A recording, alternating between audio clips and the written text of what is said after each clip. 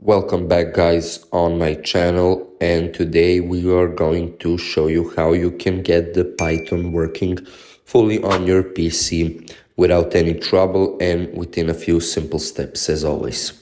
So go to the official site of the Python, and as you can see, a bunch of features and a bunch of updates are here, sponsors of the Python itself, and some other options or information, but we are here to download it, and click on download Python, and we will have to wait for the installation. And also a very important feature is to add Python to path, so you don't do it next time on your own.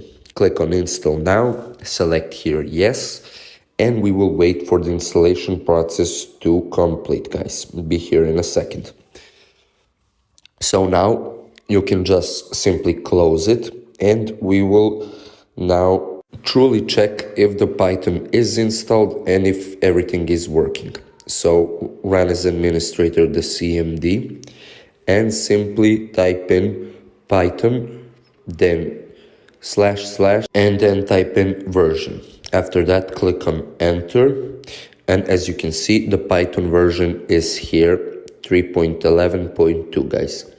So just now simply type in once again in the cmd py, and here we can see that Python is successfully working. So now we can type in some commands and some options, for example print, and then type in like this, guys. For example, let's say hello people, and when we close the tab and click on enter, it will be here.